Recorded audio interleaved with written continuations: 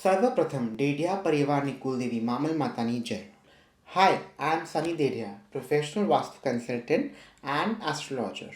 હું રિસન્ટલી મારા કુલદેવીના દર્શન માટે ગયો હતો અને મેં ઓબ્ઝર્વ કર્યું કે ઘણા બધા લોકોને કુલદેવીના મહત્ત્વ વિશે જાણકારી નથી.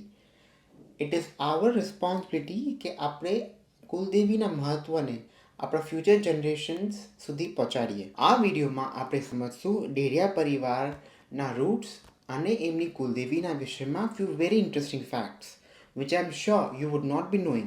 So, are you excited to know more about your rich legacy and culture? સૌથી પહેલાં સમજીએ કે કુલદેવીનું મહત્ત્વ શું હોય અને કુલદેવીનો ઉપદેશ શું હોય. કુલદેવીનો મુખ્ય ઉપદેશ હોય તમારા કુળનું રક્ષણ કરવાનું, તમારા વંશની વૃદ્ધિ થાય અને તમારા જીવનમાં સુખ, શાંતિ અને સમૃદ્ધિ બની રહે. સંકટના સમયમાં બી સર્વપ્રથમ કુલદેવી જ સહાયક થાય છે. આવું થવાના મુખ્ય બે કારણ હોય છે.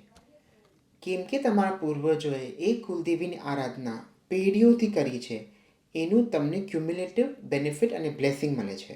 બીજું, જેવી રીતે એક રેડિયો પર્ટિક્યુલર રેડિયો ફ્રિકવન્સી સાથે કનેક્ટ થઈ જાય છે, એવી રીતે જ આપણે પણ આપણા કુલદેવીથી તુરંત કનેક્ટ થઈ જઈએ, જેના કારણ આપણે આપણા કુલદેવીના બહુ બધા આશીર્વાદ મળે છે.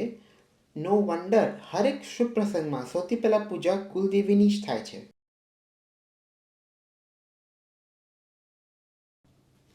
On my journey to know my Kuldevi better, I have with me my gorgeous Dadi, Manjula Dedia, who is multi-talented and 83 years old. ના બેટા 82 મને રનિંગ છે. દાદી, પ્લીઝ મને મારા કુલદેવી વિશે કાંઈ જાણકારી આપો. આપું ને, વાહ સરસ બેટા, તે સારો પ્રશ્ન પૂછ્યો છે. મને બહુ ખુશી થઈ કે તને જાણવાનો ઇન્ટરેસ્ટ છે. દાદી, આપણા ડેડિયા પરિવારના ગોત્ર શાખા વિશે મને જણાવો. આપણું વંશ કયું છે? સૂર્ય છે. આપણું કુળ? રઘુ છે. આપણી શાખા? ચાવડા છે. આપણા નુક? ડેડિયા છે. આપણું ધર્મક્ષેત્ર? પાટણ અણીપુર છે. દાદી, આપણું ધર્મ શું છે? જૈન ક્ષત્રિય. ક્ષત્રિય મતલબ? ક્ષત્રિય મતલબ કે આપણી પહેલાં છે ને ક્ષત્રિય હતા, પણ વિક્રમ સંવંત 1255માં જૈન મુનિશ્રી જયસુરી પાસેથી જૈન ધર્મનો અંગીકાર કરેલ છે. દેવરાજીના 4 પુત્રો થયા હતા, તેમાંથી 4 શાખા થઈ ગઈ છે. પહેલાં છે ઝામરસિંહના ડેઢિયા, બીજા છે નંદુસિંહના નંદુ થયા, ત્રીજા જેતસિંહના સાવલા થયા, ચોથા સામરસિંહના છેડા થયા. એ રીતે આપણે જૈન અંગીકાર કર્યો છે. તને ખબર છે, તું નાનો હતો ત્યારે તું મહાવીર સ્વામીની વાર્તા કરતી હતી, તો મહાવીર સ્વામી પોતે જ ક્ષત્રિય હતા, તો એમણે જૈન ધર્મનો અંગીકાર કર્યો, તે આપણે પણ એમાંથી જૈન થયા છીએ. વાવ દાદી, આઈ નેવર ન્યૂ ધેટ. દાદી, આપણી ઈષ્ટ દેવી કોણ છે? ચામુંડા દેવી છે. આપણી કુલદેવી કોણ છે? મામલ માતા છે. દાદી, મને આપણા કુલદેવી વિશે જાણવાની બહુ જ ઉત્સુકતા છે. અરે વાહ, બહુ સારી વાત કહેવાય તને કે આટલું બધું ઇન્ટરેસ્ટ છે.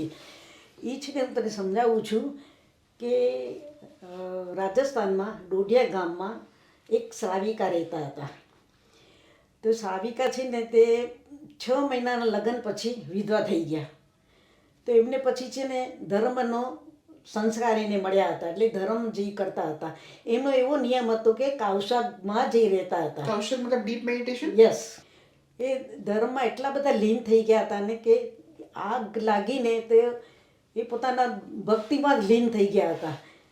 પછી આગ વધતી વધતી બધી વસ્તુઓને ભરખી ગઈ અને પછી છે ને તે પોતે કાવસગમાં હતા, તો કર્મ નિર્જરા કરવા માટે તેમને અંતર્મુક્તિ અંતર આત્માથી એકદમ લીન થઈ ગયા હતા. કર્મ નિજરા કરીને એ પોતેને આગ પણ એમના મેં લપટાઈ ગઈ. એમનો જીવ કાયાથી છૂટી ગયો અને એમના જે વ્રત પછાણ હતા ને એને પૂરો સંકલ્પ કર્યો. મતલબ દાદી, તમે મને એવું કહો છો કે મામલ માતાએ પોતાનો જીવ ત્યાગી દીધો છતાં એ પોતાનો સંકલ્પ પૂરો કર્યો? હા. This is so inspirational. Always remember, કેટલો બી ટફ સિચ્યુએશન હોય, આપણા કુલદેવી છે મામલ માતા, જે આપને પ્રેરણા આપે છે. નો મેટર વોટ, આપણને આપણું લક્ષ્ય સાધવું જ છે, કે આપણે આપણા લક્ષ્યમાં અડીગ રહેવાનું છે.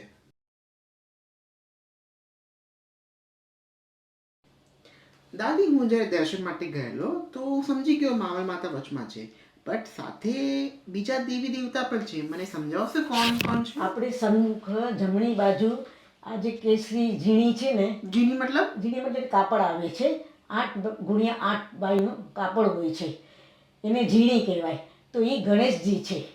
ઓ, આ વ્હાઈટમાં? આ વ્હાઈટમાં છે ને તે સફેદ ઝીણી છે, તે ક્ષેત્રપાલ દાદાની છે. અચ્છા. અને આ જે છે તે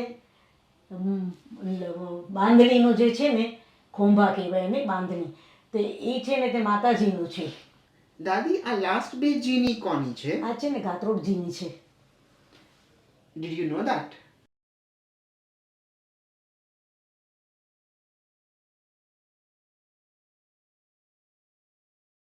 દાદી, મામલ માતા કઈ મુદ્રામાં છે? કૌશગની મુદ્રામાં છે. તો દાદી, તમે જે સમજાવ્યું આ હિન્દુ દેવી દેવતા સાથે છે આપણા કુળદેવી, તો એ પ્રમાણ છે કે આપણે પહેલા રાજપૂત રહ્યા હશું અને પછી આપણે જૈન ધર્મનો અંગીકાર કર્યો છે. હા, સાચી વાત છે બેટા. અરે દાદી, મને એ કહો કે આપણને કુલદેવીના દર્શન ક્યારે કરવા જોઈએ? આપણે જ્યારે કચ્છમાં જઈએ ને ત્યારે જરૂર દર્શન કરવા જોઈએ, પણ છતાં તે તમે દર્શન ન કરતો, કારતક સુદ 11 ત્યાં જુવાર થાય છે, ધ્વજારોહણ થાય છે ને ત્યાં આપણે જવું જ જોઈએ. ત્યાં દિવાળી, કાર્તિક પૂનમ, ચૈત્ર પૂનમ વ્યક્તિગત ત્યાં માતાજીની જુવાર કરી શકે છે, માતાજીના સ્થાને જુવાર કરી શકે છે. અરે વાહ, સરસ. અરે દાદી, પર કોઈ કારણવશ અગર આપણે કુલદેવીના ત્યાં સ્થાન પર નહીં જઈ શકીએ તો?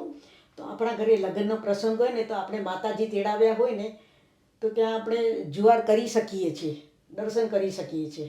મતલબ તમે કહો છો કે આસ્થા ઇમ્પોર્ટન્ટ છે? હા, આસ્થા તો જરૂરી છે. એમને મામન માતા પ્રત્યે પ્રેમ ભાવ હોવો જોઈએ.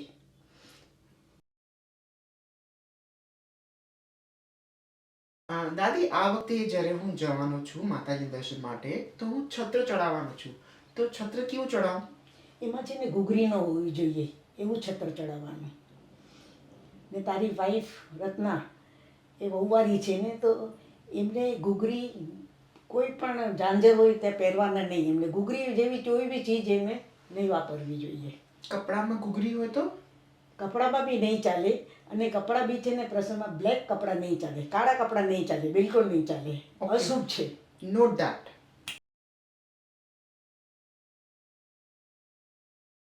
I would like to thank my dear Dadi Manjulaji Dedia for her active participation and her insightful knowledge. I hope this small attempt made by me and my Dadi was informative and insightful. તમારા પાસે બી કોઈ જાણકારી હોય તો જરૂરથી જણાવજો. As a member of Dedia family, I think it is our collective responsibility કે આ જાણકારી બધા સુધી પહોંચે અને આપણા ફ્યુચર જનરેશન પણ કુલદેવીના મહત્વને સમજી શકે. Also, this book, Juvar Viti Granth, was very insightful. I am attaching the copy of the book in the link. Jai Mamal Mata.